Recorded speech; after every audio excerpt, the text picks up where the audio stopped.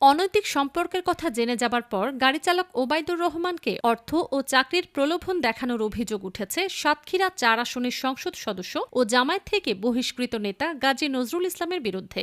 শনিবার রাজধানীর সেগুনবাগিচায় ক্র্যাব কার্যালয়ে সংবাদ সম্মেলনে এই অভিযোগ করেন ওবায়দুর।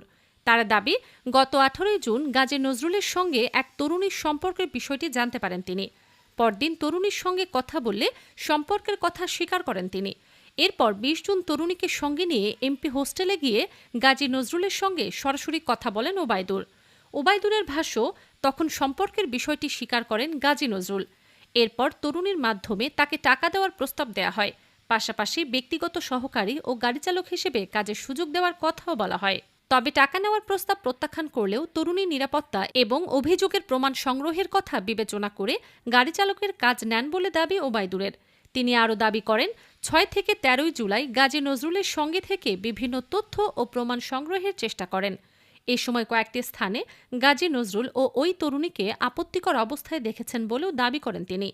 এরপর ১৩ জুলাই তরুণীকে নিয়ে ঢাকার বাইরে যাওয়ার পর হামলা ও হত্যাচেষ্টার শিকার হওয়ার অভিযোগ করেন ওবায়দুর। এ ঘটনায় ২১ জুলাই পল্লবী থানায় মামলা করেন তিনি। অন্যদিকে গাজী নজরুল এর আগে ওবায়দুরের বিরুদ্ধে জিম্মি করে ১ লাখ টাকা নেয়া এবং ব্যক্তিগত ভিডিও ছড়িয়ে দেওয়ার অভিযোগ করেছিলেন। পরে ওবায়দুরের বিরুদ্ধেও নারী অপহরণ, পাচার ও মুক্তিপণের মামলা করা হয়, যা পিবিআই তদন্ত করছে। ওবায়দুরের অভিযোগ, মামলা তুলে নিতে তাকে হুমকি দেয়া হচ্ছে।